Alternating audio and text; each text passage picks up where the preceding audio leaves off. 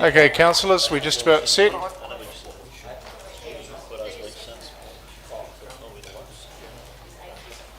Good afternoon, councillors, staff, members of the public. Welcome to this November meeting of the Community Wellbeing and Regulatory Committee. We have one attendee on Zoom. Welcome, Reverend Cook. And an apology from Councillor Kett. Would somebody like to move that it's accepted? Councillor Soper, Councillor Stewart. Put that all in favour. Aye. Against? Carried. Declarations of interest.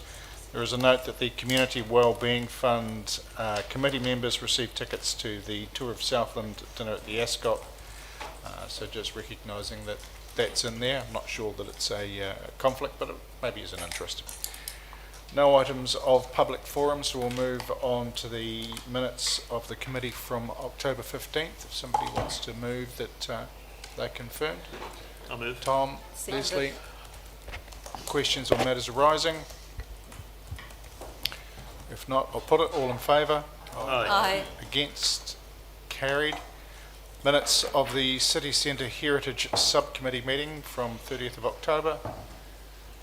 Councillor Soper, are you moving? I'll move those. And Councillor Arnold.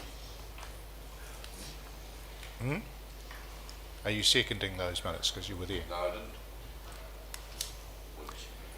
Eyes up. Yeah, okay, I'll do it. Thank you. Any questions? I beg your pardon, sorry. My apologies, Councillor Arnold. I see that you were present for the committee, but you're actually not on this committee, so you can't second that. Somebody want to second it pro forma? Oh. Tom, thank you. Put that all in favour. Aye. Aye. Against?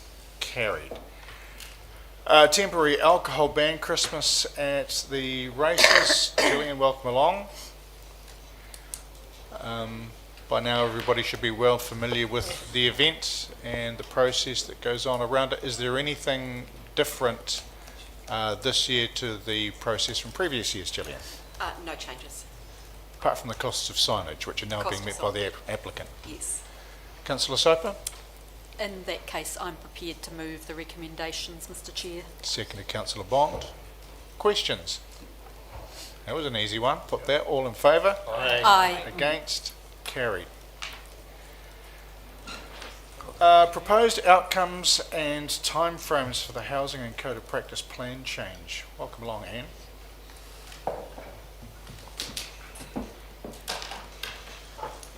Would you care to introduce the paper and raise any, councillors will have read it, but draw their attention to any relevant points? This is an update to the previous paper where it was decided that we would proceed with the plan change. So this paper outlines the timetable in more detail. And the purpose of the plan change is about enabling medium density housing as we discussed at the last meeting. So it's useful to point out that it's one small part of a larger thing that's happening in relation to housing in the region. This plan change added in here is that we will include linking the code of practice to the plan. So it's a bit of we need to do some housekeeping in terms of the code of practice, which was approved. A plan change was started, but we're going to include it in this plan change, so we have to officially stop the last plan change. It's a procedural matter. And the key question in this paper is what role and what level of participation would the council like to have in relation to the plan change?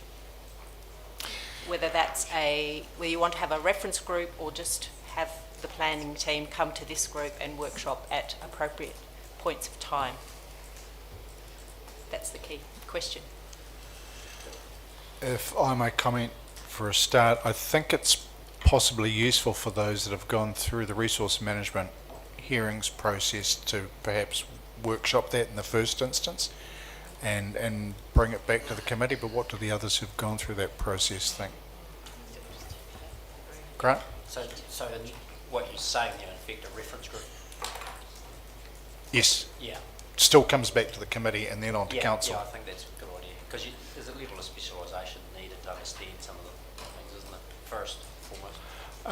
And bearing in mind, we actually haven't had a great deal of RM activity that's involved the commissioners. I'd kind of like them to get a bit of a workout. Yeah, so would I. So that would mean option 2. Yeah. And I'm prepared to move on Great. that basis. I'll second it. Thank you. Moved Leslie. Tom. Any other questions of Anne at this point, or comments that you'd like to make? It's good to see this progressing. None? It's been moved and seconded then. I'll put that all in favour. Aye. Against? Carried. Thanks, Anne. Next 2 items, I just want to distinguish between the Donovan Park Reserve Management Plan Stage 2 consultation and the revocation process. So any discussion about revocation really comes up in the second item, which will follow on from Stage 2. Who's leading off, Cassie or Chris or both?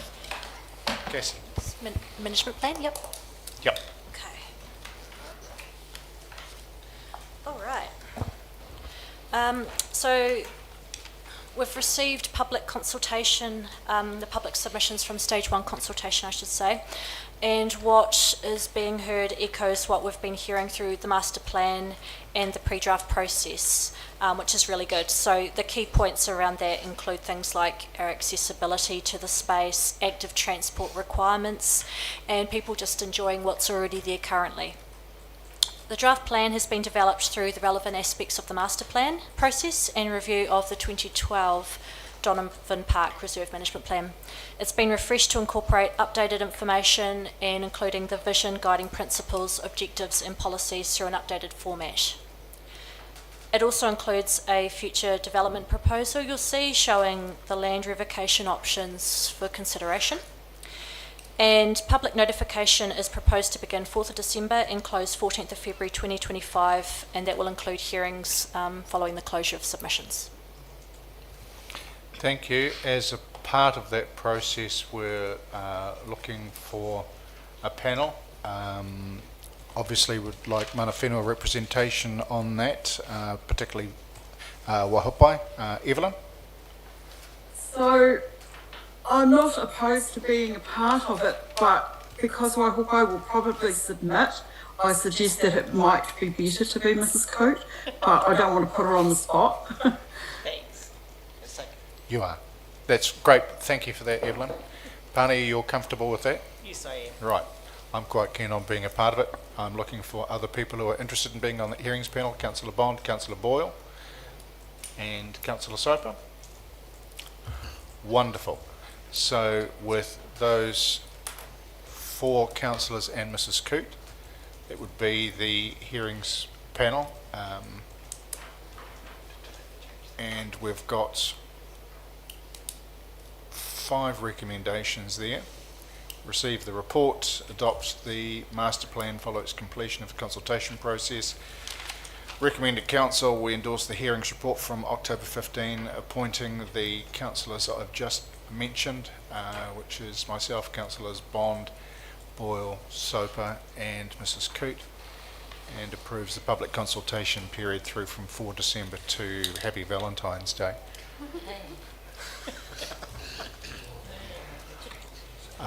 Somebody who's not mentioned in dispatches in there like to move that? Thanks, Tom. Ringy.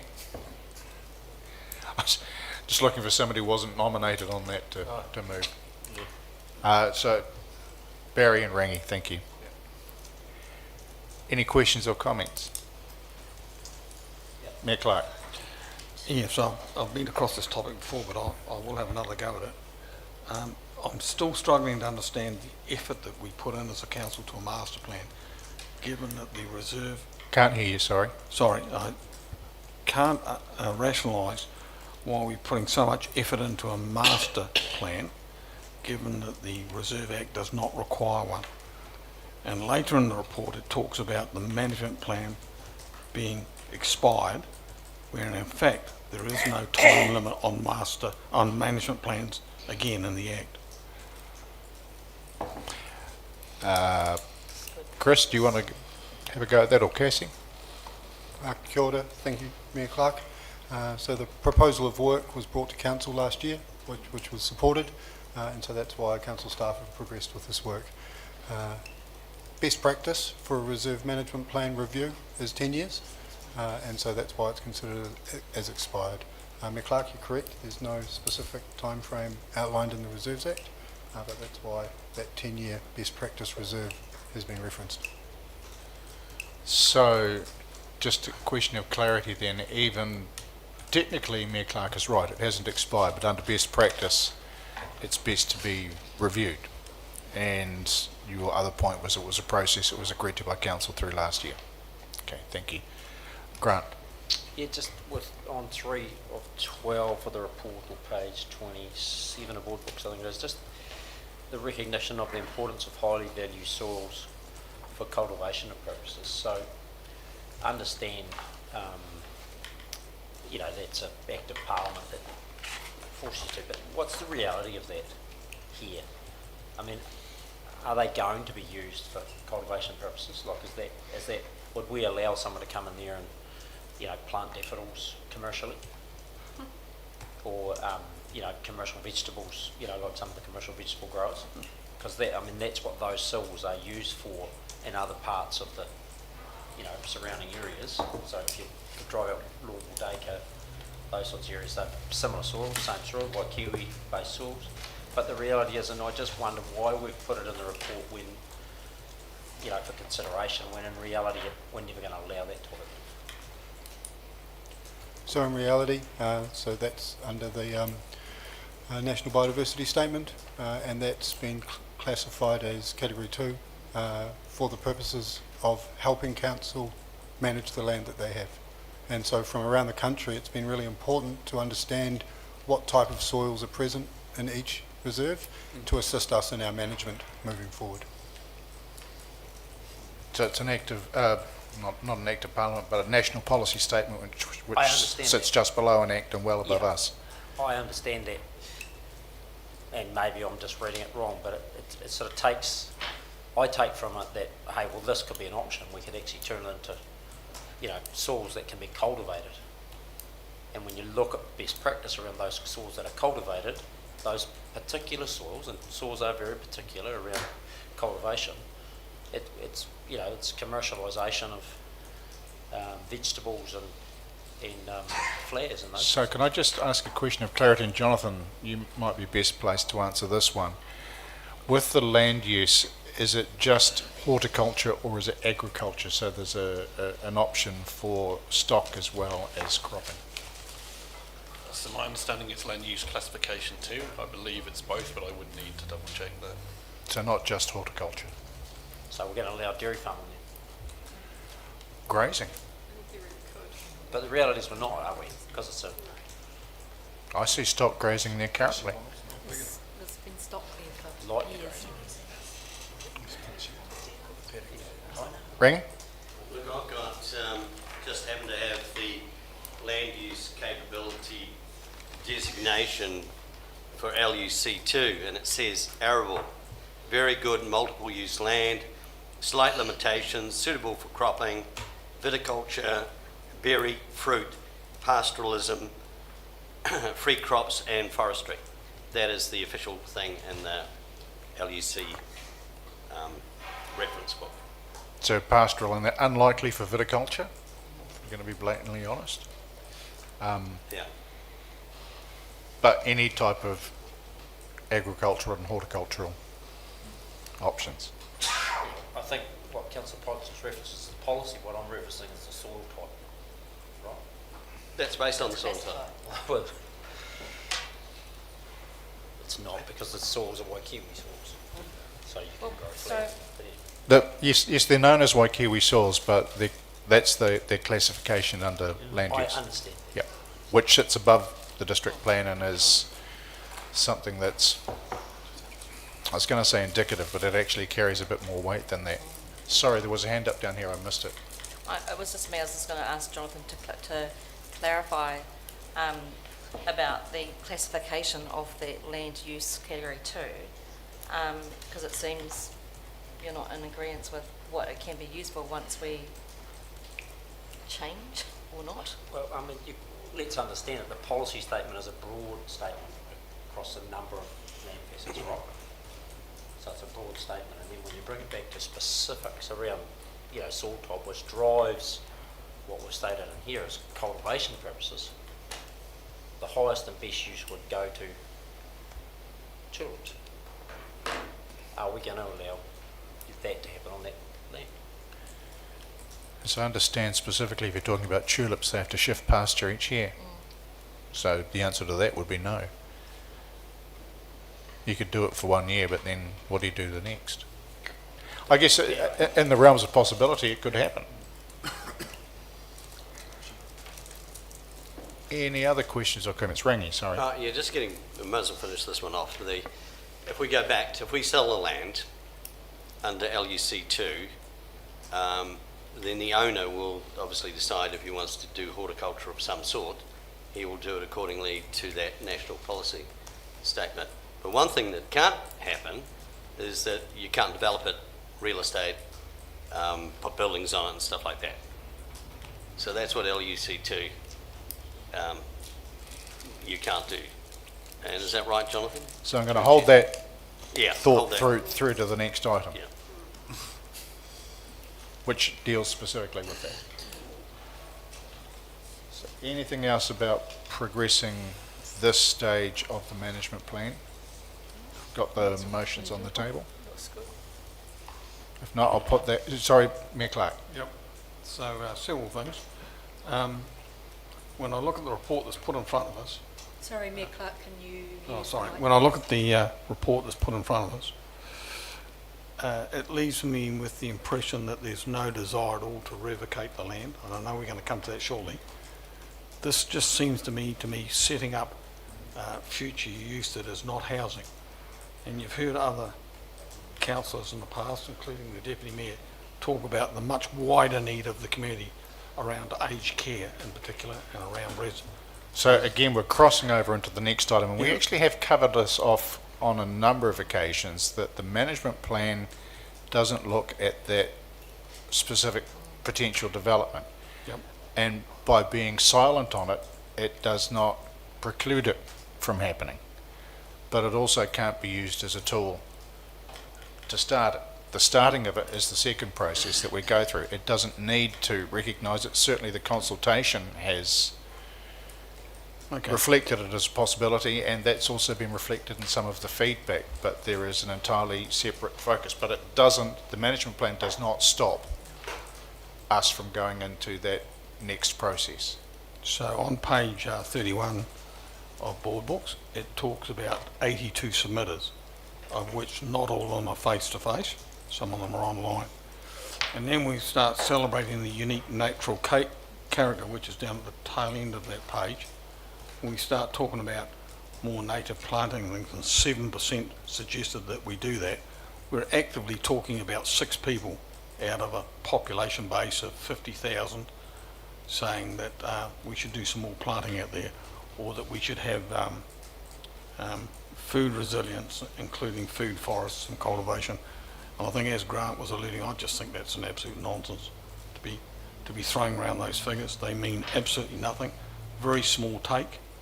And it's certainly my understanding from feedback that I've got, that as we did this consultation process, a lot of people thought we were talking about the whole of the Donovan Park, as opposed to talking about Donovan Farm. So, It is talking about the whole of the park. sorry? It is talking about the whole of the park. Yeah, but a lot of people that have come back to me thought the consultation was the future of the whole of Donovan Park. It is. No, but I think what he means is selling it, or selling the whole of Donovan Park. No, this is about the management of Donovan Park. That's why it's called a management plan. And look, to be fair, Mayor Clark, part of that confusion arose around some statements that were made in the media at the time while we were going out for consultation about the possible development of housing on that land, and that's where a lot of the confusion came from. Rex? Through you, Mr Chair, can I just request that we be careful we don't compromise. This report is about signing off public consultation period for stage 2. and that you're still in the process of a consultation process for the reserve management plan development. So I'd be loath to compromise that by continuing down a path of, what's reported is through 2 previous consultation periods. You're going through a 3rd consultation period if you approve this other, which is recommendation, or you're recommending to council that you're going out for further consultation for the period from 4th of December to 14th of February. And that will again inform more what the reserve management plan process and consultation requirements will be. I understand the caution. I think we've just been fleshing out some of the confusion over the boundaries and specifics at the moment, so I'm still comfortable with where we're at, but just. So this is a separate process. It doesn't preclude us from going into the next discussion. Understand that some might not agree with it, but we're following a process that council's already approved, and we are receiving the report and the hearings report from October and getting into the next hearing process, which again is separate to the next item. So if there's no more questions of clarification around that, Councillor Soper? Move to put. Okay, I'll put the motion then. All in favour? Aye. Against? Carried. Which brings us to the next discussion that we're having. And those on the panel might like to keep an open mind, as everybody else will. Chris and Cassie, once again, this is the revocation process. So we've gone through and it's been discussed, and so here's where we go and test the public will, or go through the consultation process. So Chris, over to you. Kia ora. Thank you. So this paper's been brought to you today to give council some options on how we manage this land. It's been developed over the last couple of months after the notice of motion wasn't successful at a previous council meeting, and this is a process update to inform council of timeframes, details required, etc. We're at the proposal stage, so what we need to do right now is develop a formal proposal to initiate this work. That proposal defines the information that the Commissioner will be looking for with regards to revocation purposes. So how we put that proposal together has an impact on the information that we need to gather. I'd like to mention that we've got a really good relationship with the Department of Conservation, which is the Commissioner. That they're aware of this paper coming forward and making sure that all of the different options are being well informed, so by the time we go to the Commissioner, we haven't missed a heartbeat, or they come back requiring more information. So I just wanted to put that bit of information forward, and happy to move forward to discussion and questions. Thanks. So, Councillor Pottinger, I'll come back to you because I held over your question before about land use. Do you want to put that again in this context? Well, I mean, obviously, the first question is, if we understand the land use capability of this land, why would we want to revoke the status from reserve? I mean, are we keen to have a berry farm? Are we keen to see horticultural there, or retaining it as a reserve? Is that more important? So that question comes first. But following on from that LUC2 capability thing, that's why I was going to ask Jonathan to state the possibility of what other uses, as in subdivision, whatever. Currently, I believe there's some applications with this council trying to use LUC2 land, and they can't. It's dead in the water. The rules are very specific. I just need clarification on that. So this is a slightly tricky one for me to answer as the regulator, because it's inappropriate for me to provide advice to applicants, prospective or otherwise. What I could say, the advice that I would provide anyone is to seek independent and professional advice on such matters. I am aware of previous applications that have involved LUC2 that have not been successful. That said, I couldn't predetermine an outcome here either as a regulator. No, I understand that. Yeah, thanks, John. So to Tracy, that it is / could be a hurdle. Yes, matters relating to national policy statement for highly productive land would need to be addressed. Actually, can I rephrase that, because I described it as a hurdle? Is it a hurdle or a wall? Again, it's impossible for me to predetermine a position. They would need to be addressed and independent advice would need to be sought. Bearing in mind the intent of the legislation is to prevent the loss of highly productive land for development where alternatives exist. Mr Chair, can I suggest that whether it's a hurdle or a wall, there is an impediment that council would need to take into account in their deliberation on this? Alex, then Tom? Thank you.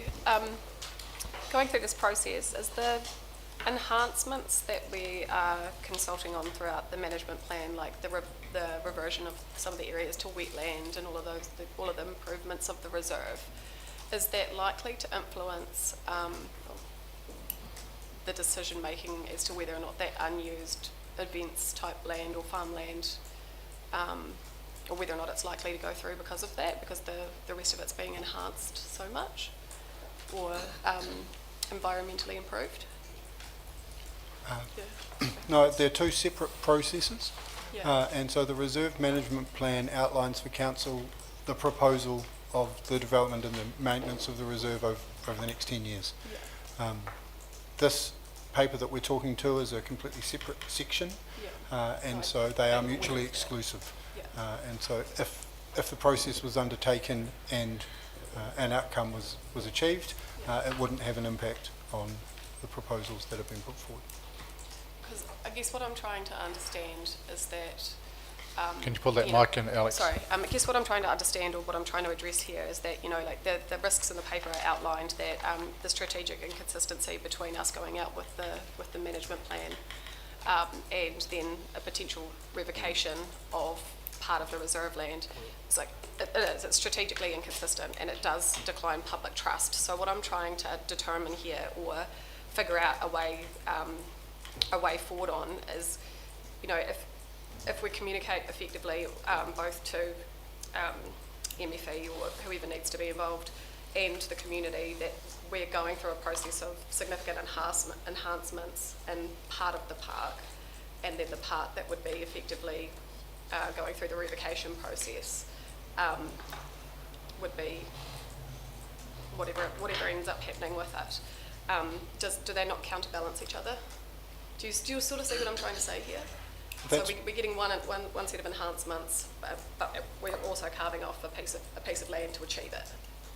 Does that make sense? I understand what you're saying. I wouldn't want to jump into any predeterminations of the outcome of the process of Section 24. No, and that's the neither. power Yeah. of the process of Section 24 under the Reserves Act for the revocation process. I understand the tension that you're talking about, and that's why in the reserve management plan it talks to this process that is being foreseen to make sure that we undertake good communication with our community, Yeah. good consultation, so that we're managing the reserve for the best of council as a whole. I think it's the best way to manage that tension, and that's what's outlined in the paper. So before I go to Tom, I guess trying to address the concern that you have, the area that was identified in consultation for the management plan that we've done so far for the development of the wetland area, which is up where the eventing area is at the moment next to Bainfield Road, is probably not the same piece of land that's being looked at by this proposal. That was my point. Yep. Yeah, is that enhancement will still occur regardless of any, would still occur should we get through consultation, regardless of any revocation. I was just trying to process it to make it a bit more clear. Tom?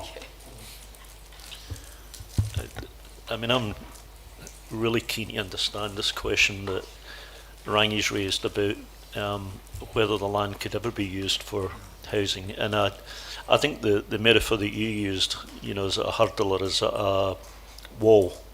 I mean, it's a very, very important question. I know that Jonathan is reluctant to express an opinion, so I'm not going to push him on that. But there was a question asked, I think by Rangi, that whether he was aware of land use capability designation 2 having been rejected for housing. I think that was a question you asked Rangi, and I think the answer by Jonathan was he was aware of that. Can I turn that He said housing, he said development. Development wasn't housing. That development.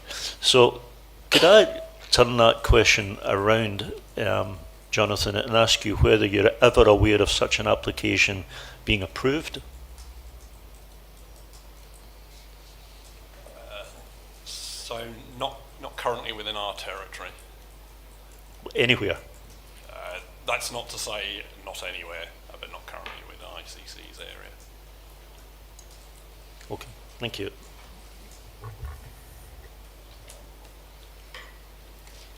From an RM process, I would say not insurmountable, Sorry, but not insurmountable, but certainly a challenge. Okay, Rangi. Just hypothetically, if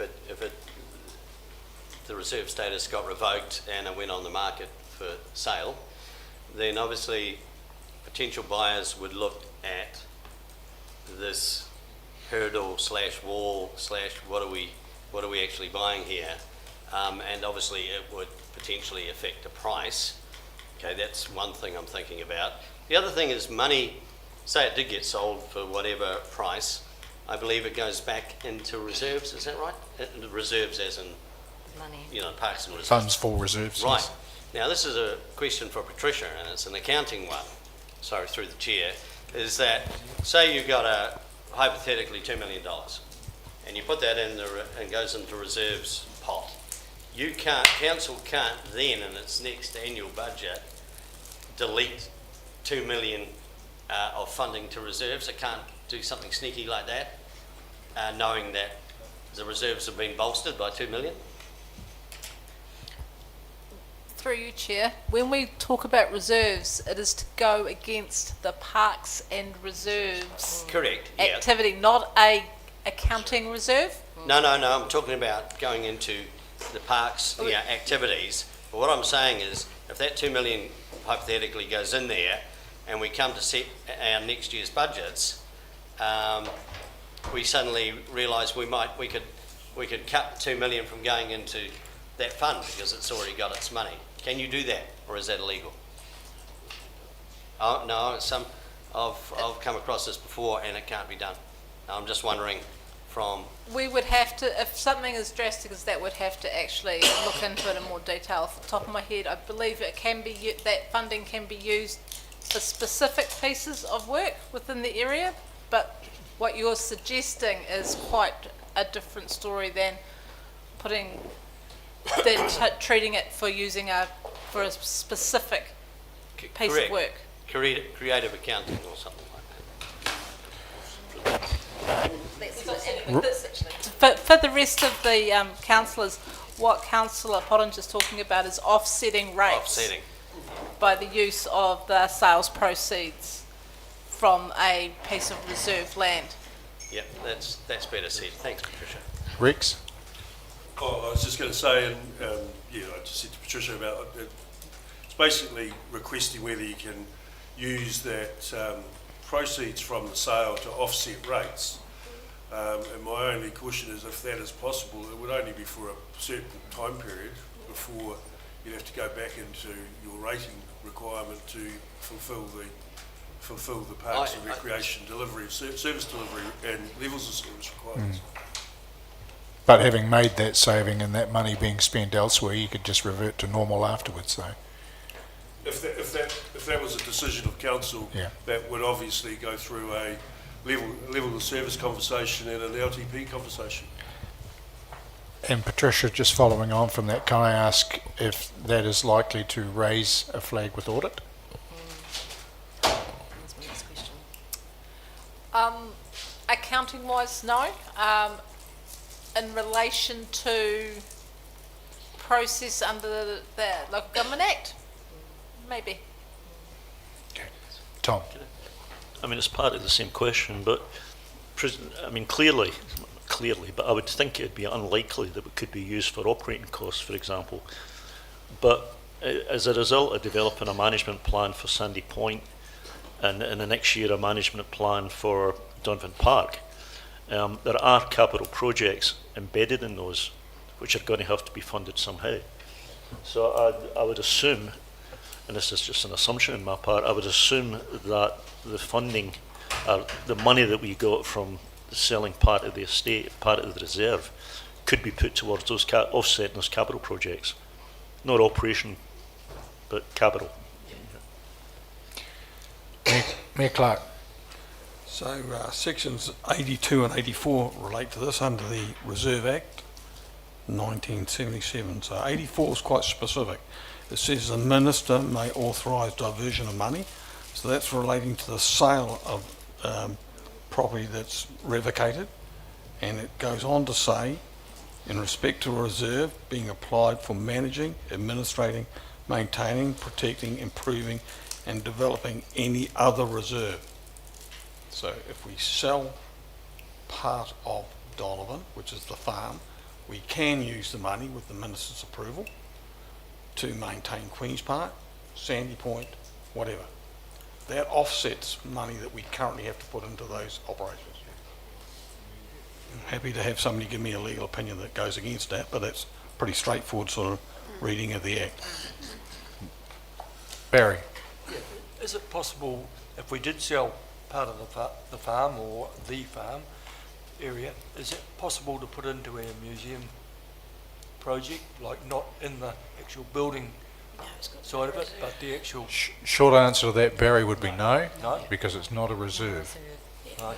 Right. Even though it leases a space on one, Yeah. it would be a very creative interpretation of it.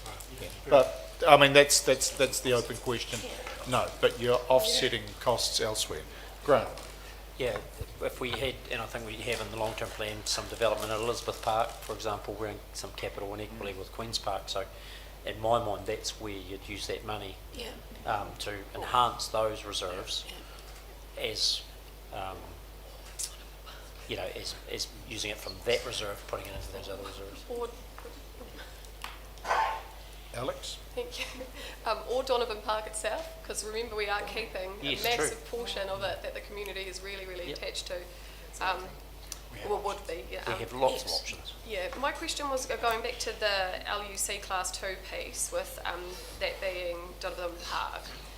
Looking at the land care research maps that outline where all those LUC classes are, and you've got a massive portion of Waikiwi and like the new development in Invercargill that was also on LUC Class 2 land. So assumedly if those types of developments were able to occur... That didn't exist when that consent was granted. That didn't? Okay. No. That answers that question.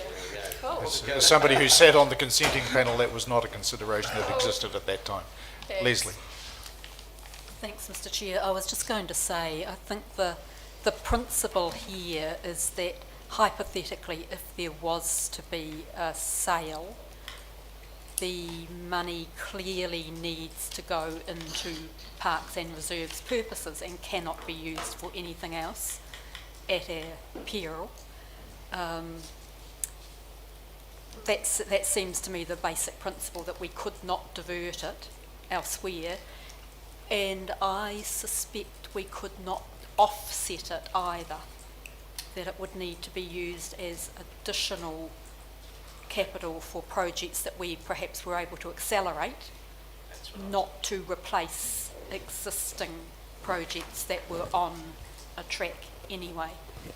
I think we would get into some difficulty if we tried to do some sort of offsetting rather than accelerate projects. And as Councillor Crackett's pointed out, accelerate projects at Donovan's Park itself, possibly Sandy Point, possibly Elizabeth Park, possibly several of our other reserves, but not offset what we already had in train. That's the word I was after, offset. Mayor Clark. Yeah, well, I think we need a legal opinion on that because that's not the reading of section 84A of the Reserve Act. I'll just repeat it again.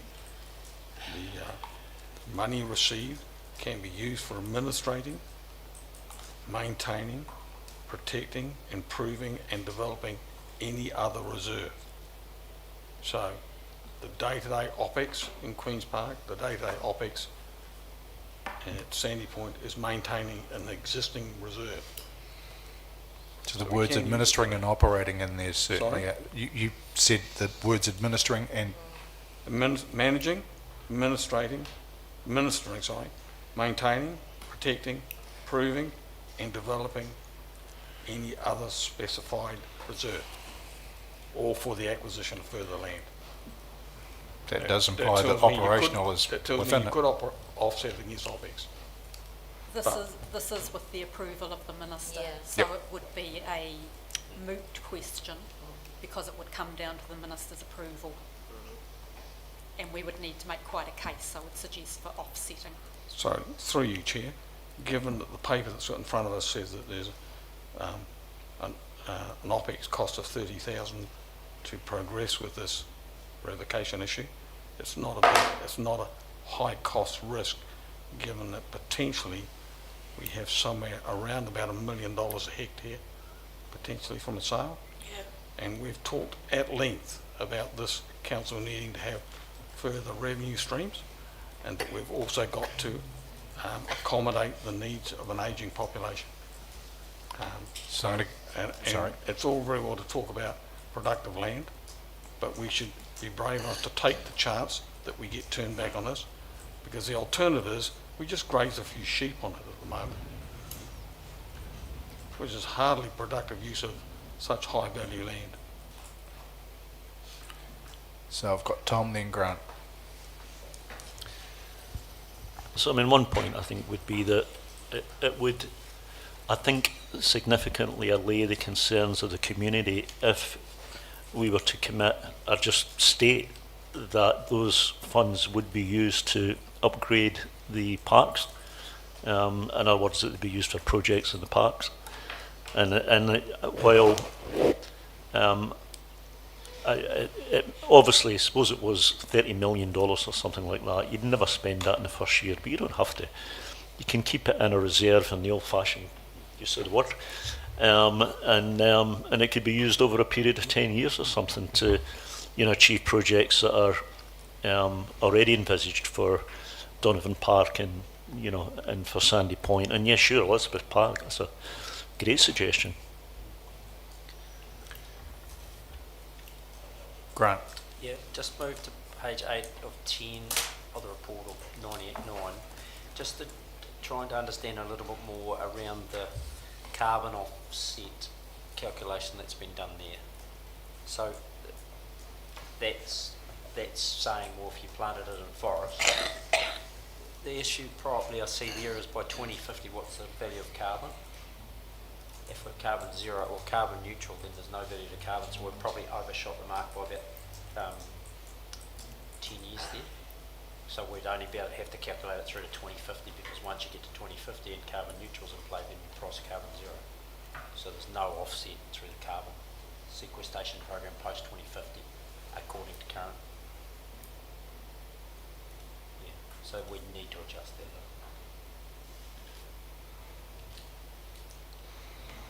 Chris, any comment? So that paper was developed by consultants that we have for our forestry down at Sandy Point, and so your comments I'll take back to them to understand what any changes need to be made. Yeah. Not a lot of carbon at Donovan Park at this point. No, but I think the intent of putting that in there is that if you put it into forestry or native vegetation that sequestered carbon, what's the economic value of that under a carbon reclamation? Okay, I'll have my 10 cents. Being on council when we last considered the potential for taking some of Donovan Park and turning it into housing, half of me thought, gee, I'd like a piece of property there, that'd be nice. The other half of me said, I don't want to be part of a council that did that. There was a, I think, stronger connection to the park at that point. And I think there still is a strong connection to the park, but a lack of understanding around the farm, the commercial operations of Te Tapotane, the community gardens, the restaurant that sits there is on part of the reserve as well. There's been no shortage of conversation about the potential development on that site, and frankly I still remain ambivalent one way or the other. I see advantages and there's parts of it that really make me quite nervous as well, but I do think we need to go out and directly consult on it to get the public feedback to see whether or not there is the impetus to proceed, bearing in mind there are a couple of pretty good hurdles in there. The first one, as Councillor Pottinger pointed out, around land use.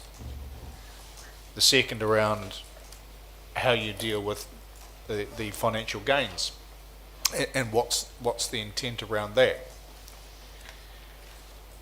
But to give that its best shot, and here's something that will be frustrating to those that are looking to advance this, I'd really like it to wait until after we'd finished that next round of consultation so that there is a clear division. So that while we're going out and consulting on that last piece of the management plan, we're talking about how the park survives, and then the next piece of consultation is very clear and very specific because it's only about the one thing. Do we revoke the reserve process? Do we have the impetus to go to the Minister and ask them? And that would be the only thing that I asked of that committee. If we kept the separation and we're only talking until the 14th of April, 14th of February, that we finish that consultation period, which is not far at the way the weeks are whizzing past at the moment, I think the council will get a clear direction one way or the other. And again, as I say, I don't mind which way it is. I think it's, to use a phrase that I rocket out quite liberally, it's like lancing the boil. It's either it's going to make things better one way or the other. That's where I sit at the moment. Trish. I think that's an excellent idea, but I do think we need to be very clear in the how we go out in consultation, that it's quite clear which part we're talking about, and that the community are not as confused as they appear to be from the last consultation. Leslie, then Rangi. I'll defer to Rangi because I was going to suggest there may be a way to move. Okay, Rangi.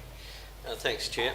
Look, I was just mystified by a comment Tom made about this Disneyland price of $1 million a hectare. Now, growing berries, I didn't think it returned that sort of funds. So $1 million a hectare. Can I ask where that's come from, considering we've just discussed land use capability too? So can I understand that? Yes, I can I never help. said it. It was the mayor that said it. Oh. Yes, I can help you with that. Well, you just, sorry, you relayed it, so. Well, I just used the same number, but the mayor quoted the number. Okay, can we get an understanding of that, because it doesn't seem to make any sense. So Mayor Clark, come back to you. Certainly. So I've had about 15 developers in to see me in the last 12 months, 18 months around potential use of Donovan Farm if it was up available. Two of those developers were interested, one in a retirement village and the other in an aged care facility. And I asked them what sort of expectation they had to buy the land. Both of them gave me figures around $1 million per hectare is what they'd expect to pay. Both wanted about 7 or 8 hectares. So that's from the marketplace.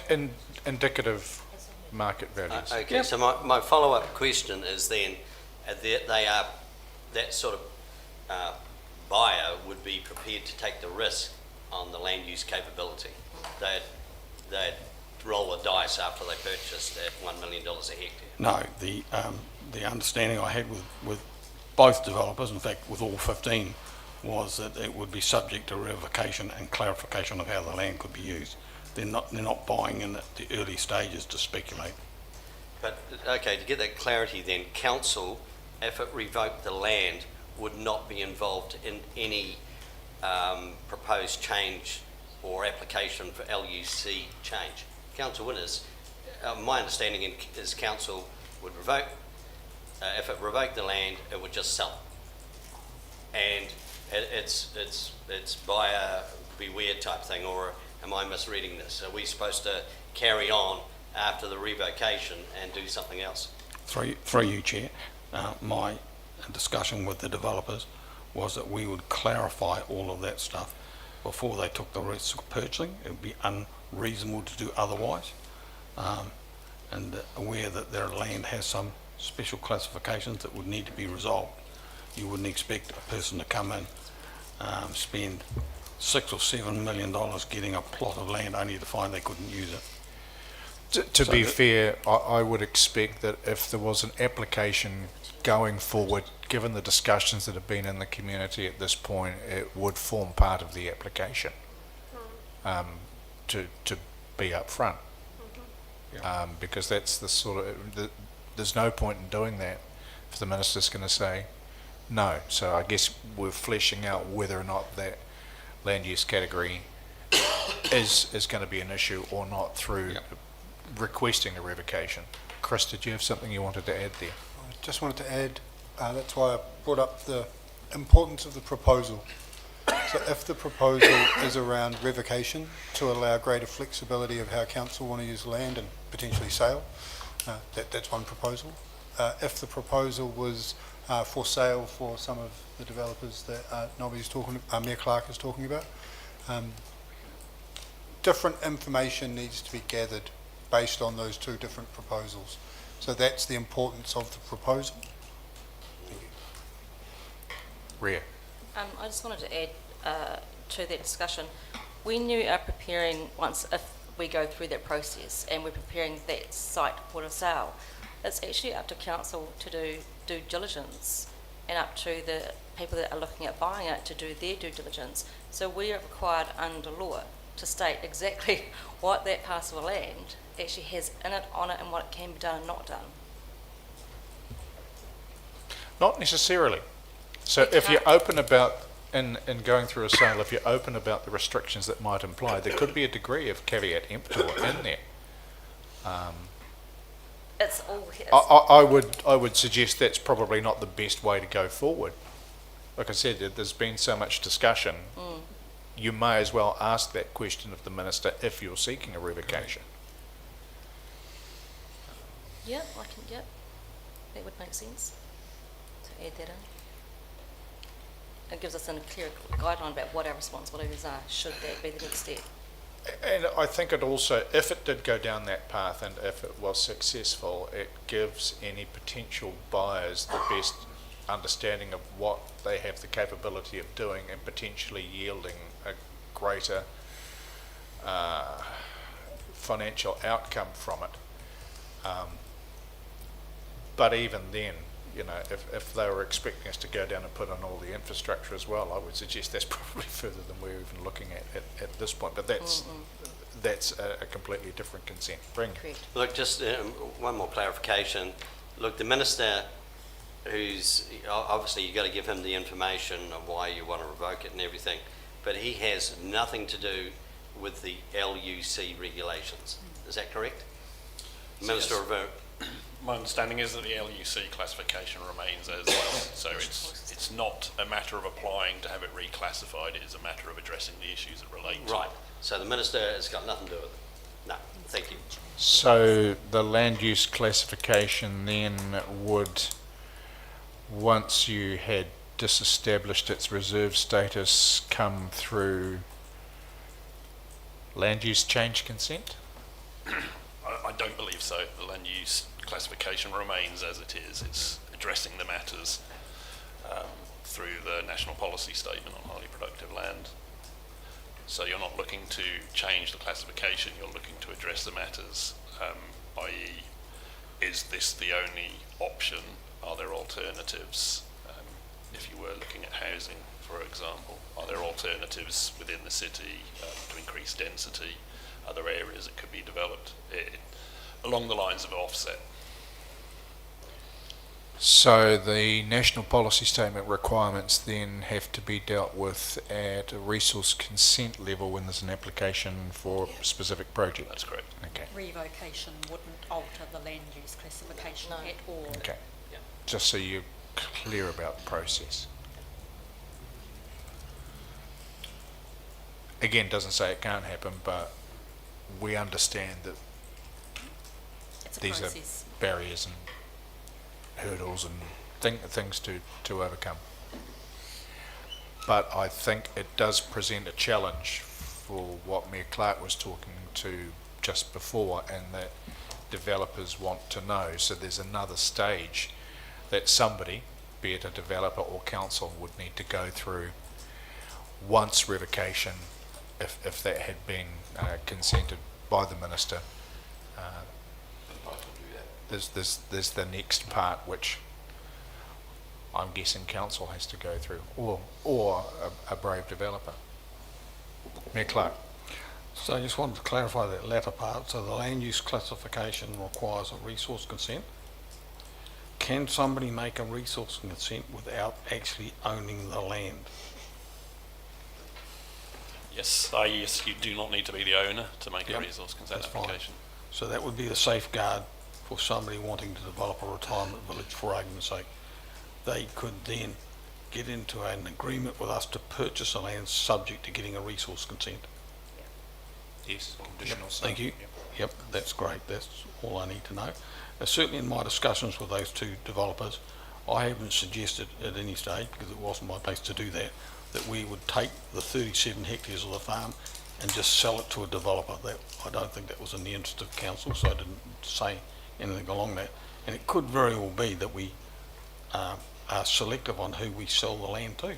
So it could be to an aged care facility, it could be to a retirement village, but it doesn't necessarily have to be to residential development. It could just, the remaining parcel of land or lands could be continued to be developed for the benefit of the area. So, yep, just initial discussions. Okay, Councillor Soper, I'll come to you in just a moment. But there's two series of recommendations. I just want to knock off the easy ones first, which is the first two, which are the recommendations that this committee receive the report and consider the options, which I think is what we've just been doing, and I'm happy to move those two recommendations. Yep. Seconded Tom. Put that all in favour. Do you Against. need to choose But- one of the options? You've got three options here. Which one? Yes. No. Hang on. So all the recommendation says is that we consider it. So choosing an option is in the next part, the recommendation to council. So it's been moved, put and passed. Now it's the trickier bit. Councillor Soper, I'll come back to you. You thought you had something you wanted to suggest. So there are two ways we could go. We could put 3C and see whether it stands or falls. And if it fell, then I would move 3B and 4. Just So a to question test of the process. If 3C fell, oh no, hang on, it's an amendment that can't be to the contrary. My apologies. Yeah. That's right. I've just worked it out in my own head. If 3C I think fell, I've just peaked for we the day. could put 3B. So you So I would tend to move, for the purposes of testing the feeling of the meeting, since we have virtually full council, I would move 3C at this stage. Okay. So moved, Councillor Soper, seconded Councillor Pottinger. Councillor Boyle, you have a question? Yes, well, just a process. We discussed recently that we would not block things together. And so I think it's important, there's Councillor Soper is not saying that on this, but any subsequent things, we need to do them separately. As we have Yes, discussed I'm, at I'm, I'm taking only This is item Thank you. 3. Thanks. Yep.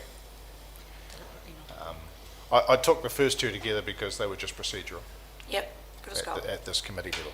So, just so that everybody's clear, the recommendation that's been moved, Councillor Soper, seconded Councillor Pottinger, is to not undertake the revocation process. So if we Everybody vote- clear on that? If we vote on Is it, it on for discussion or? Yes, absolutely. So, I mean, I have a Tom? question that I don't think MD's in the room now that can actually answer it because the finance people have all gone. My question would be, if we voted for 3C, what would the implications be for rates? Because we have assumed some money coming back from land sales. Good question for the acting CE to... No.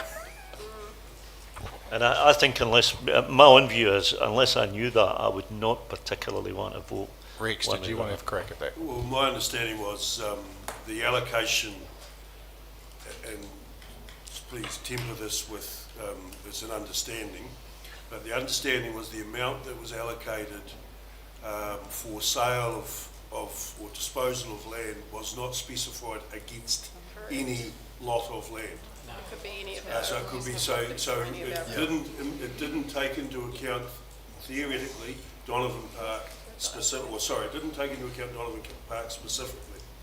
So in answer to your question, Councillor Campbell, it would be difficult to assess because there's other parcels of land, there's other investment property, so options that could be tagged into that amount that is in the LTP. It wasn't specific to Donovan Park. Okay. But I mean, Donovan Park was by a order of magnitude bigger than anything else, probably several orders of magnitude bigger than anything else. So, you know, if you take Donovan Park out of it, I'm sure that we could have some kind of range of likely impact on rates. It's impossible that the other bits and pieces, I know there are a lot of them, but they're just bits and pieces, that the other bits and pieces would compensate for that. So a point of order there, sorry, there is no agreed amount or clarified amount from the sale of Donovan Park because we've just talked about it could be worthless or it could be anything. So you cannot assume any impacts on rates. Sorry. So there was a question about what was in the long-term plan, which is why I allowed. There was an assumed amount Hang of on, land sale. sorry. yes. Mayor Clark, I'll come back to you, Alex. Oh, thank you. 2 things. It would be helpful if Councillor Pottinger didn't call a point of order just to inject into a conversation. Standing orders is very specific about points of order, and that was not one of them. I feel it was. No, it wasn't. You were just seeking to override the discussions that were made by the Deputy Mayor. There was false information, I believe, being Sorry, you had provided. another point to make, Mayor Clark? And the other thing is, it's my understanding that we've got $10 million plus in the front end of the long-term plan as a source of revenue for the long-term plan. That's my understanding. And if that's the case, Tom's quite right. We will not get that by selling most of the other 15 properties that are on the list from Parks and Reserves, given that half of them are still reserve status. So it did factor in that we would get some revenue from the Donovan Park. It doesn't specifically say that, but surely you can't expect to get $10 million from those other smaller parcels of land. Or a commercial building. Alex? Thank you, Mr. Chair. I distinctly remember the discussion being around that it wasn't never tagged specifically, like as the Mayor said, to the Donovan Park sale, but more that if we had put an assumed number of land sale, and then that could be, like Rex said, also any kind of investment property that we had, or any kind of divesting ourselves of any other property that we have.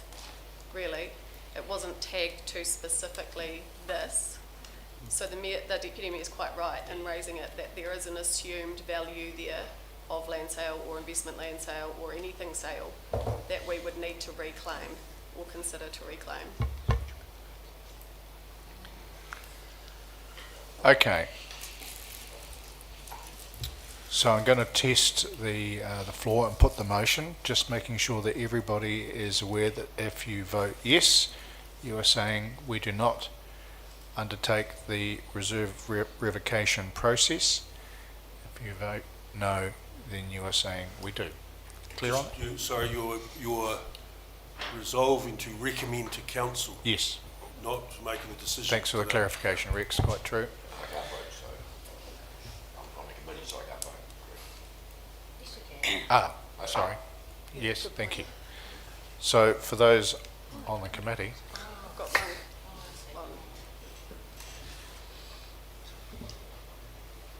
one. one moment while I go back to the...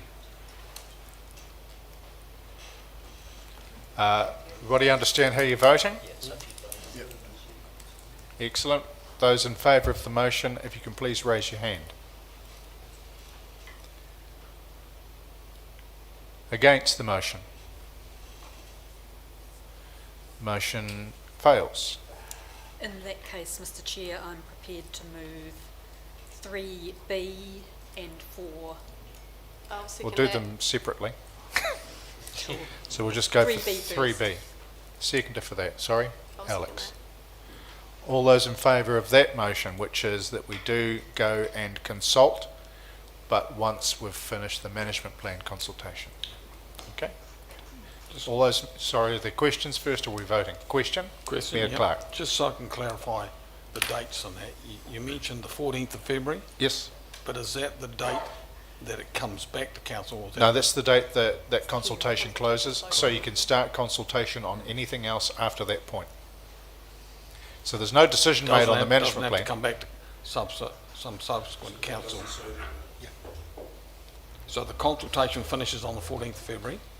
Does that mean that it has to then come through your committee and eventually come to full council before we can start, or can we start? Rex? That option that you're voting says begin following the reserve management plan is approved by council, not Consultation is not when closed. the I consultation beg your pardon. finishes. Thank you for that correction. We'd have to have the hearings and So, then... Darren, the difference there is February the 14th is when consultation closes, and May is when we're expecting to... It's quite a big difference. Yep, just to be clear on that. The mayor's point. Kia ora, Okay. thank you. Is everybody clear on that? Just a clarification, that means that in March or April, if we vote for this, we should be able to begin the process. That would depend on the hearings. After the consultation, we would have to have the hearings and then report back. That's not what I just heard. No. A bit more clarification from... Kia ora. Good. Oh, sorry. No. Sorry, Chris, my question was coming back to you. Could you just clarify your understanding again? So, milestones, timeframes. Yes. What's on the board right now means that we would start this process in May. That is when we're expecting to bring the reserve management plan back for approval from council. Right. Okay. Tom, did you have a question? So, the Gantt chart on page 96, is pretty explicit in the difference in the time frame. So, if you look at option 1, the difference between option 1 and option 2 is about 6 months. Yeah. But both of them would make it possible to start a process of sale in 2026, both of them. But one would be at the beginning of 2026 and the other one would be kind of halfway through 2026. So there's about a 6 months difference. My own view, Chair, is that it would be a much fairer and more transparent process for the public if we used option 2. I think if we went out to consultation on the management plan and at the same time started a process for revocation, I think that feels like bad faith to me, actually. So for that reason, I would support option 2. Okay. Any other questions of clarification? Ring? Thank you, Chair. Look, my one's around, say this does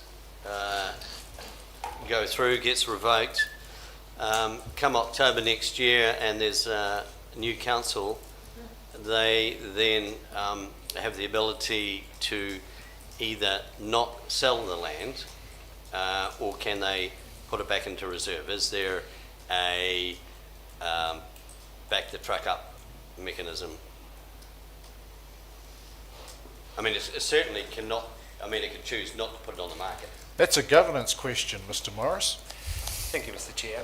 Quite simply, once a new council starts, it is essentially bound by the decisions the previous council has made unless the notice of motion is put in place to revoke that decision. As for if the reserve classification has been revoked, there is a process, of course, to reclassify a reserve. Okay. But, yeah. So the answer is maybe, and that's final. Maybe, but it doesn't have to be sold. It doesn't have to be sold. Is that right? That's the other question. The incoming council in October next year can make its own decisions on what it wishes to do with the Donovan farmland. Right. Okay. They could grow berries if it wants to. Or tulips. Thank you. Hemp farm. Let's put it out there. Okay, any other questions of clarification? Everybody quite... Oh, sorry, Mayor Clark. My apologies. No, just signaling, I guess, that if we get too far beyond May, we won't be able to make a decision on it anyway, because we're bound by the criteria of not making any significant decision within 3 months of an election. You can appoint a hearings panel with delegated authority. Okay.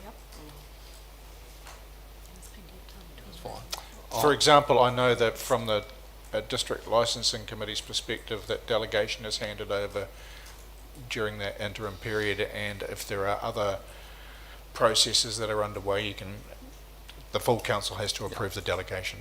So I'm happy to move option B. It's been moved. Oh, second it, sorry. Okay. Councillor Crackett seconded it. Let's put it, shall we? All those that support the motion, please raise your hand. Motion's carried. Thank you. I shall now, Mr. Chair, move option 4, Thank or you. recommendation 4 to council. Seconder for that. Trish? Anyone wishing to speak to that? Didn't think so. Put that all in favour. Aye. Aye. Against? Carried. Thank you for that. Thank you, Chris and Cassie. Mr. Morris, the Otago Southland Waitangi Day event, which is in Queenstown, which is kind of clashing with celebrations at Awarua. Yes, thank you, Mr. Chair. This is a request that has come through from the Queenstown Lakes Council to support their event. As I'm sure you're all aware, most of the Waitangi Day events throughout Otago Southland are conducted at the local marae for each council and take their turn. Queenstown does not have one, so the Queenstown Council put on the event for Otago Southland. They have made a request for funding from each of the councils. I understand that this has been a tradition from Queenstown. Mayor Clark was at the event where this request was raised, so is probably in a better position to speak to some of this more than I. I can say that in terms of the $10,000 grant, it is unbudgeted, but we are hopeful that we will be able to find it if you were to vote for it from across the various councillor, mayoral and governance budgets. And if not, then I have got a budget bid ready to go in case we need to find the money.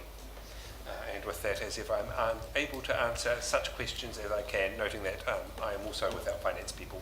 Mayor Clark. Yep, so I was at the meeting when the Can you issue just was pull raised. that mic in again? Sorry. I was at the meeting when this issue was raised and gave some tentative support towards it.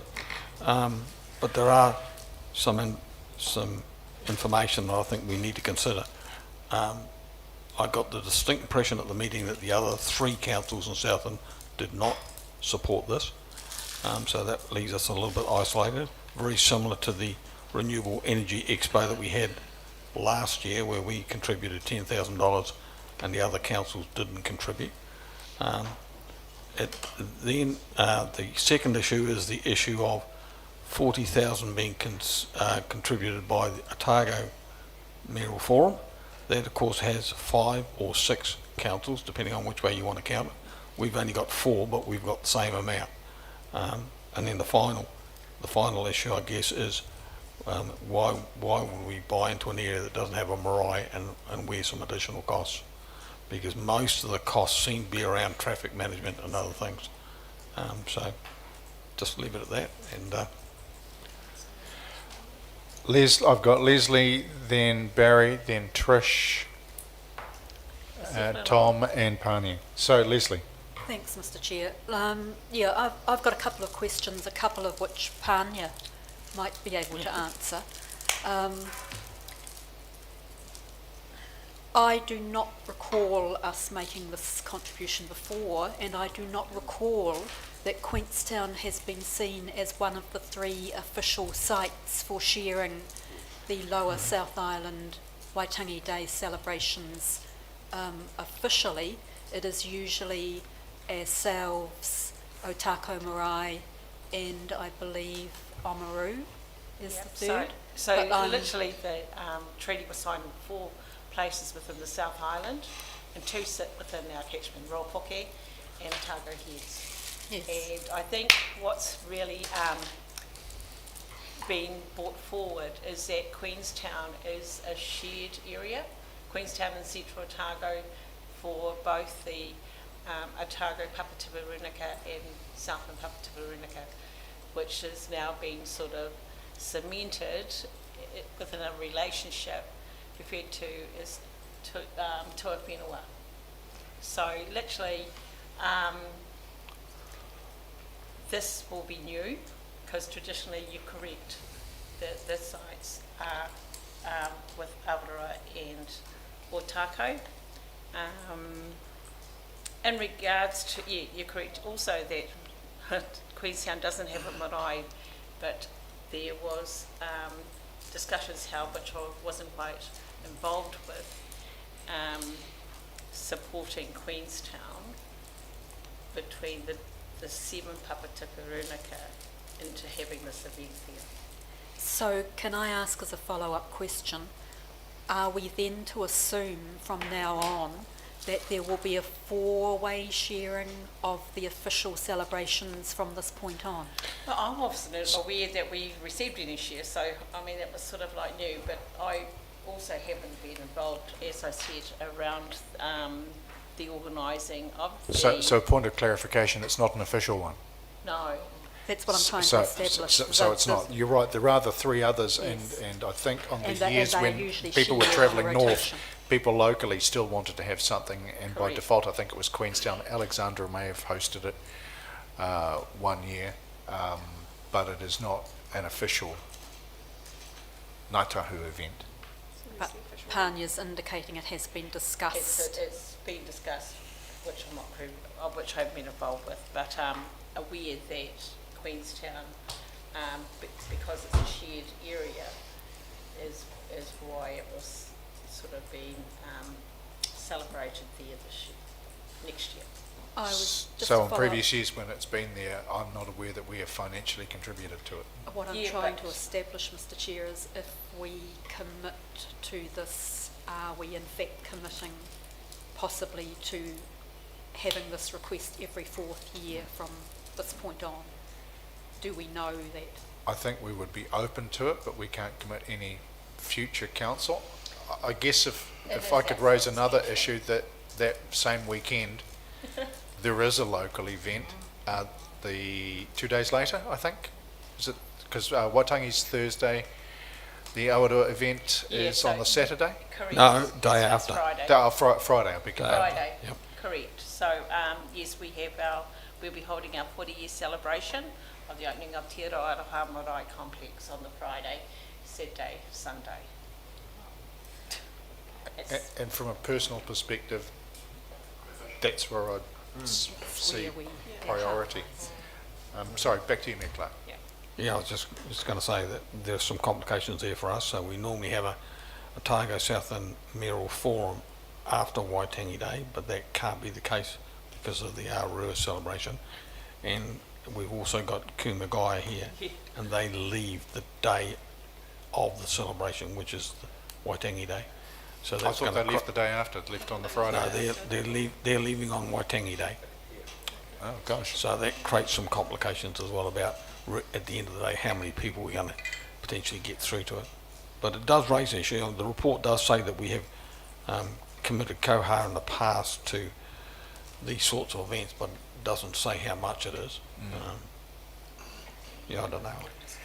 And I guess sort of reading into your comments is a degree of nervousness about whether our territorial partners on either side are interested in providing. They were specifically asked. I was a little bit open-ended and mentioned that we'd sponsored the expo and that we were open to sponsoring a sort of a Otago Southland event, I guess. But certainly the other three councils were quite clear that they couldn't see their own councils sponsoring that. So that leaves a huge question mark. Then do we sponsor 10,000 knowing that the others aren't sponsoring at all? Where does that leave Queenstown? Because it seems like most of the costs are around the event as opposed to the event. So it's on the rugby ground right in the middle of Queenstown. That's where they're holding it, and it's all around traffic management and other things as well. So, Barry. Yeah, as this is unfunded money, I'm quite willing to move a motion that we reject this. Okay, it would need to have a seconder. I do have to say that the costs for running an event like that is extremely high. oh, sure, I understand that. Yeah, I do. Yep. Tom. I'm trying to understand what's happened in the past, even in our own area. So I know that when it's held at one of the marae, certainly down here, some of Koha is paid. I don't want to know how much that is, but does that get paid, does that Koha get paid by all of the councils or only by us? Because to me that's a critical issue. If we pay it when it's down here, then I don't see why we would contribute to Queenstown. So for the formal events, all councils pay a koha. I guess the difference is it's not a formal event. So the just again to be clear, so the total koha is basically 1/8 or something like that, or whatever the number is, 1/9, is paid by us, and the other councils pay the balance. My Is that how it recollection works? from That's it? what Mayor Clark said is they've divided it half between Otago and half between Southland. Yeah, no, that's not what I mean. I mean when it's down here, right? Or if it's Otago, it doesn't make any difference. When it's in Marae, a sum of koha is paid. Do each of the councils share in that sum, or is it the local council that pays it? Oh, every council attending shares. But we've got no idea what Sorry, Mr Chair. Just wait, right? So hang on. Tom didn't ask the question of the table. Well, Mr. so Morris, you've been in charge of those payments in the past.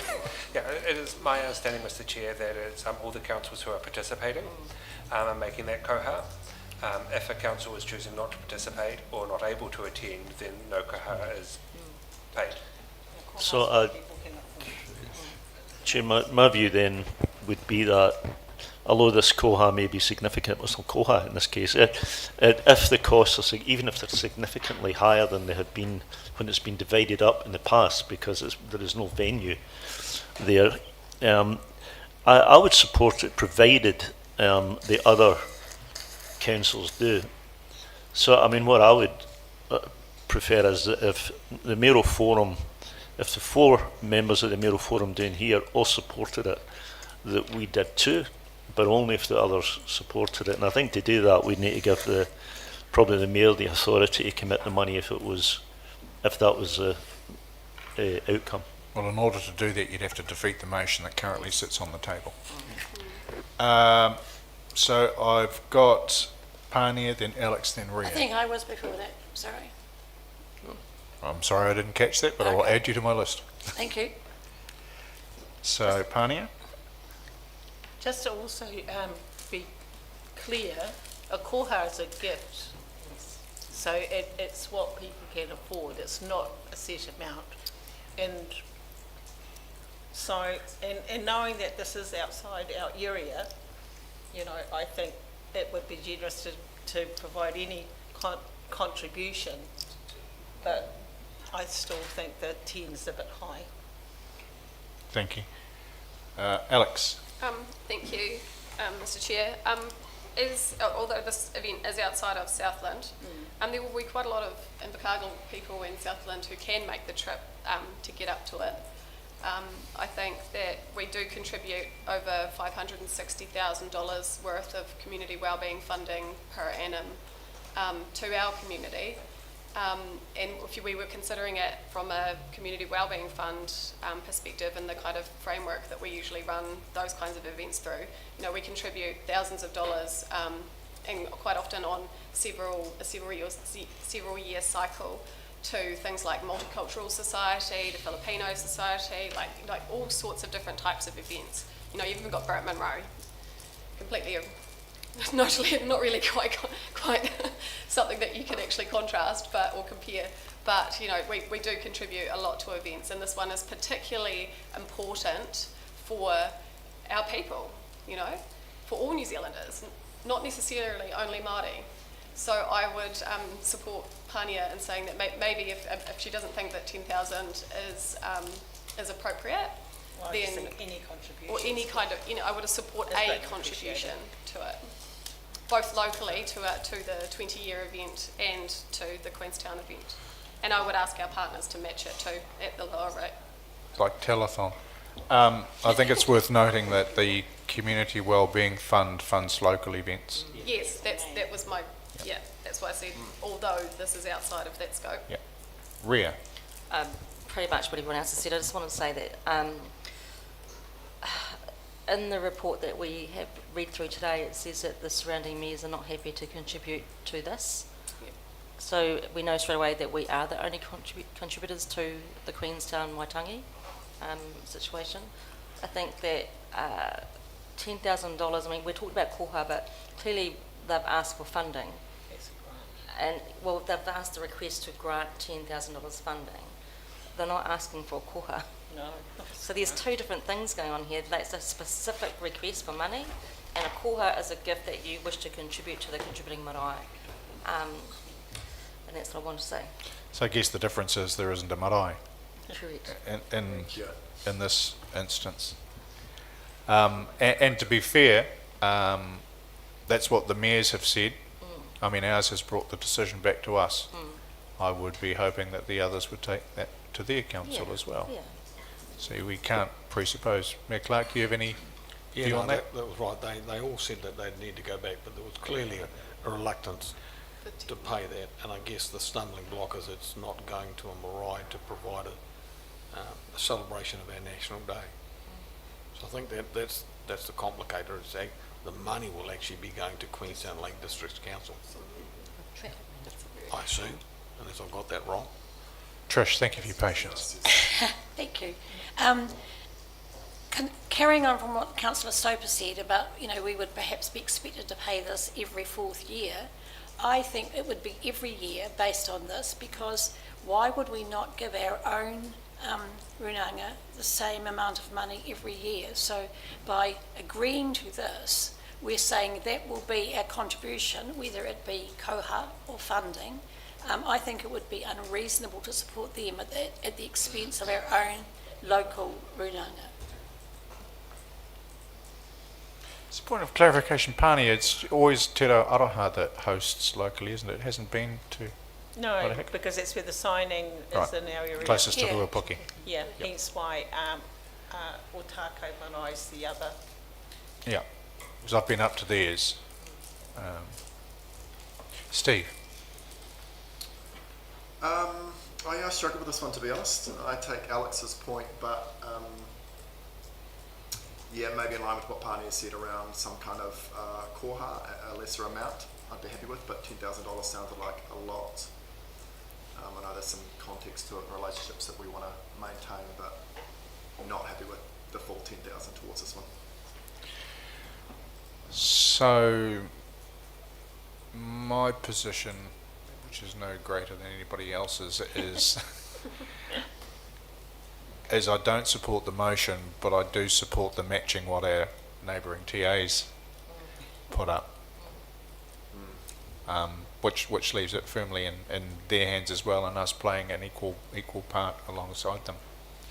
I also agree that priority needs to go on when we host here, and events that are held here locally. So the initial motion that we have, which was moved by Barry and seconded by Grant, was that we do not approve a grant of $10,000.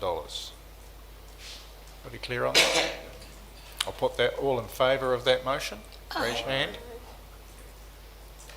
What's you not? Oh, Could you not approve it? Mr Chair, it might help if you were to say if this motion is defeated, what we could then put as the meeting is indicating a willingness to put something if this is defeated. Good point. So if the motion is defeated, there is an opportunity to put another motion that may be kind of along the lines that the discussion that we just had was matching our neighbouring TAs. That we approve beforehand. Yes, so back to the just flat no. If you support that, please raise your hand. I'm going to Conflict just of pause and interest. say, did you think about what you were just doing then? So that's a flat no. That's a flat versus no. Not the 10,000. That's a flat no, and we're moving on. Oh, no, you said 10 grand. It says $10,000. Yeah, yep. 10 grand. Yeah. I thought we did So a that's- flat no for 10. Are you looking for a It becomes a contrary motion then, if you... So you want a contrary motion? So we're saying No, we can't. this would be Excuse me, voting to Chair. not approve I the actually- grant of 10,000. Sorry. It's not an amendment. No, you're right. So I think an amendment varying the amount is not contrary to the motion, procedurally. So if somebody wanted to move an amendment that said approved a grant equal to I would neighbouring move, territorial authorities. I would move that we approve a grant not exceeding that of the other local authorities, Southland local authorities. Southern local authorities, and that we give to the mayor the authority to agree. And the reason I say that is because if he does not have that, it's going to have to come back here again. So we're going to be back and forwards for months. So I think, up to no greater than and no more than $10,000. Okay. There's Or if you want to put a lesser sum. There's a few hands up. Are they to second that motion or points you want to make? Suggesting another amendment. Well, we're entertaining the idea of an amendment, Barry, as long as it's not contrary to the motion. Mayor Clark. If I could just seek some clarification on the last vote, I think, and I'm not trying to change it, but I just think people were really confused about what they were Yes. voting for. That's why I think paused. the people that were in the affirmative were actually approving what's in front of them. Yeah. But there was an awful lot of hands went up for the no, and I don't think that's where people wanted to be. Not a flat. And I thought that was the vote. They were saying no because that said not approved. Yep. But in fact, I think No, if I- you say no, you're actually saying no to the recommendation. So if that could be clarified, I think that would be really helpful. Right. So the current motion that sits, because there's not an amendment just yet, it's been put, has been seconded, is just no. No to a grant of $10,000. The amendment that is coming forward is entertaining the idea of matching what the other Southland territorial authorities up to a maximum of, did you specify a maximum, sorry Tom? Up to a maximum of 10,000. Up to a maximum of 10,000, but giving the mayor authority to make that final decision based on what they come forward with. Exactly. Okay. I'll write to the other mayors about that. Right, so I need a seconder for the amendment before I take questions. I would prefer to put a slight change to the amendment if that's possible. Well, you need to talk to the person who's putting it then. Well, Change it to a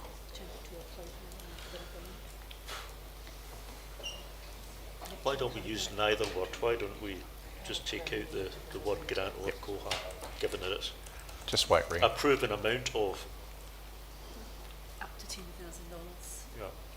if matched by fellow local authorities. Yeah.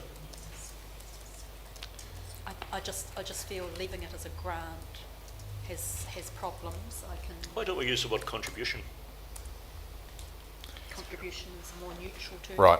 So what I'm going to, is that a question, or you're going to, have you got some comment to make? I was going to ask if I can amend the amendment. No, because we haven't got an. Or Thank you. suggest a change. No, because I haven't got an amendment for you to amend yet, so you can't, and an amendment can't really be amended. That's No, you can only do just see. So what I'm going to do is take an adjournment of 5 minutes, which is going to give us a chance to just clarify what the wording of that amendment is. Sounds good.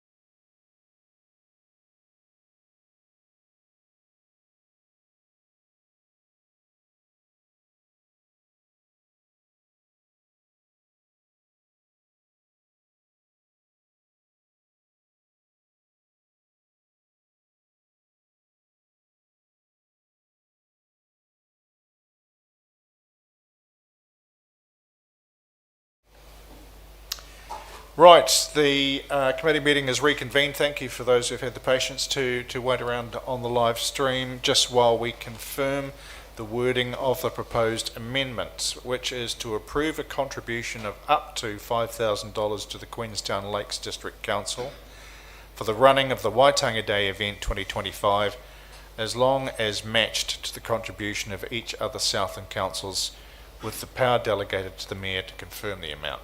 So just answering a query about what if 2 of the 3 said yes, I believe that the delegation to the Mayor gives him the discretion to run with what he is most comfortable with. So what happens, Chair, if 1 of the 3? 1 is not a strong indication, 2 is. Don't get me wrong, I'm in favour of giving Koha, but well, we're delegating the power to you, and we look forward to hearing what your decision was. okay, that's cool. Okay, so process-wise, for those who've tuned into the soap opera, is we now put the amendment, and if it's passed, it becomes a substantive motion, which is why you would hear us voting for it again. If it is not passed, then we go back to the original motion from Councillors Stewart and Dermody, which is to not approve a grant. Okay? So I'm moving it, Chair. Yep. All those in favour, please raise your hand. Okay, the motion is carried and now becomes a substantive motion. Same again. All those that support the motion to approve the contribution of up to $5,000, if you could raise your hand.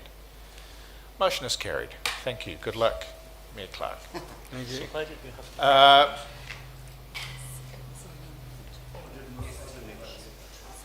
to... So there are 2 recommendations for 3 and 4. We just need to change the amount from 10,000 to up to 5,000.